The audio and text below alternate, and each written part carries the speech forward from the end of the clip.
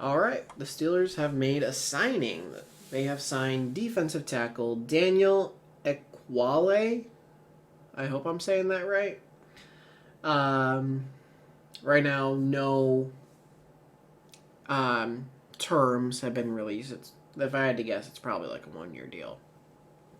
And I'd never heard of this guy. Like, the videos I've posted so far, Kenneth Gainwell, heard of him. Darius Slay, obviously heard of him. Trying to think who else they brought from the outside. Brandon Eccles. I think I'd heard of him because I think he was the one that went against George when Sauce was out. The name sounded familiar to me. Then obviously Mason. Yeah. They tagged Jalen, Ryan McCollum. I'm just trying to think of. Let me see. I can just quickly pull up the videos, right? So their moves: trade for DK. You've obviously heard of DK. Then tender Jalen, cut Larry, sign Slay, sign McCollum. Oh, Malik Harrison. That's in the division, so I'd heard of him. Then Kenneth Gainwell, Brandon Eccles, Mason Rudolph, Scotty Miller, and Ben Skoranek. So two of them had been Steelers last year, so I knew about him. This guy, never heard about him. He did not sound familiar at all. So it's like, okay, fine. Let me Google him. Let me get some information, right? Because I need to know if, even though this is later in the free agency process, all the big D tackles are gone. I need to know, is this a good signing? Even if it's just depth. Maybe he starts a little. So apparently he started 16 games for New England last year. Okay? So, Wikipedia. It's great. So, D tackle, which is what the Steelers need. He is 31 years old. He just turned 31 this past January. He is 6'3". He weighs 310 pounds. So already big bodied lineman. Great. He went to Washington State and he went undrafted in the NFL in 2018. Now, that is no slight on him. There are people who have great careers in the NFL or good careers in the NFL that went undrafted, and guys that go first overall that bust out. So just because he's undrafted does not mean he's not a good player, especially at this point in his life. Like, okay, at 31, you're a D tackle. If you're like a nose tackle, especially, and you're not going to play that many snaps, like if you're specifically there for rundowns, then some stats aren't going to matter as much. And also, those guys, if you play 20 snaps a game, you last a while in the NFL, right? So, goes undrafted, and the Browns say, come on. So, 2018, 2019, Cleveland Browns. 2020, Jacksonville Jaguars. 2021, 2022, 2023, and 2024, New England Patriots. And now, 2025, Steelers. So if you go to his professional career, I'm just going to skim through this, okay? So he was waived at the end of training camp in 2018, but got re-signed to the Browns practice squad. He was then removed from the practice squad on December 6, 2018, after he received a 4-game suspension for violating the NFL's performance-enhancing substance policy. So, PEDs, steroids, whatever you want to say.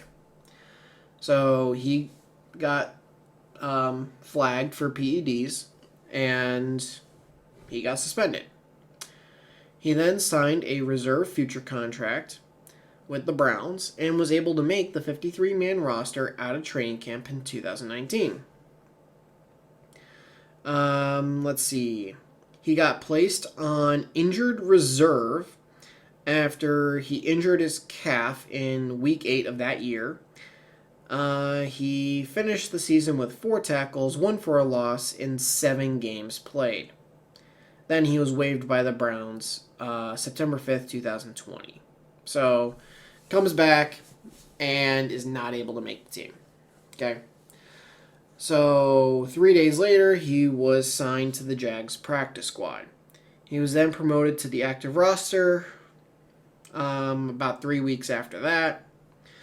Let's see. He did not get his first sack until week 13 of that year. So no sacks in 18, no sacks in 19, and got his first sack in 20 against Kirk Cousins. He was then waived August 31st, 2021. So this guy has struggled to make some rosters where it's, okay, you're part of Final Cuts. Okay, now you're on the practice squad. You spent the year on the practice squad. Next year you make the roster. Okay, new team. Or the following year. Well, now you didn't make the roster. New team. You're not, you're just gonna be on our practice squad. Next year, you didn't make the roster. So a few days after that, he signed to the Patriots practice squad. He spent the entire 2021 regular season on the Patriots practice squad, but he was elevated, that's, COVID, that introduced that role, to the 53-man roster a total of 8 times. He then signed a reserve future contract with the Patriots,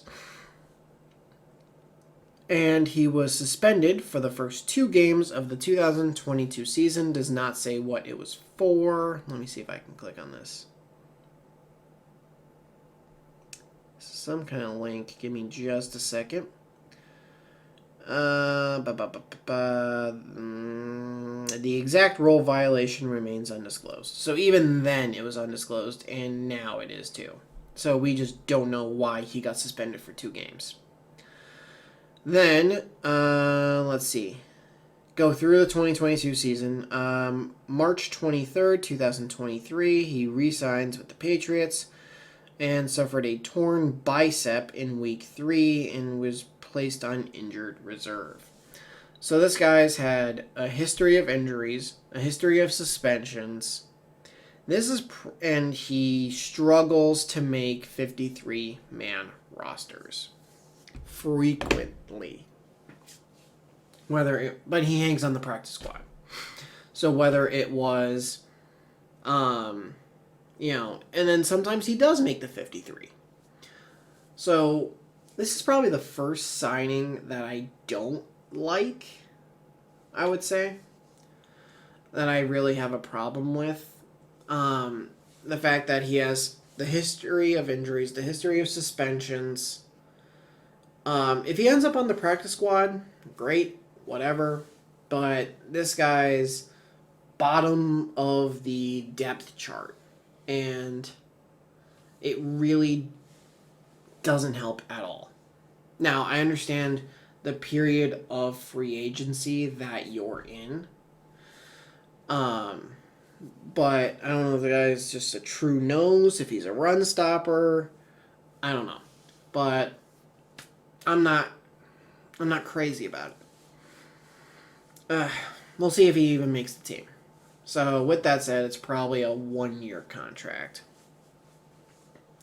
And this is the first time that I really, this year, I don't like the move. Don't get me wrong, I'm not expecting that the Steelers bring Aaron Donald out of retirement. I'm not expecting that at all. Or the Steelers trade for Chris Jones. I'm not expecting that. But I would have preferred the guy that didn't have the history of suspensions and injuries. And I'm sure I'm not alone on that. So, who knows? Maybe I'll be proven completely wrong. And maybe he'll make the team, and maybe he'll be a run stuffer, and that'll be great. And, if you can help out the run game, awesome. So, we'll see. If you guys did enjoy this, please do leave a like. And if you're new to the channel, please hit the subscribe button and turn notifications on, because I am uploading every time the Steelers make a move. even if it's one I don't like or if it's a really, really, really small move. So, just make sure that you hit subscribe and turn notifications on so then you know when these are out. And I'll see all you guys in the next video. Thanks for watching.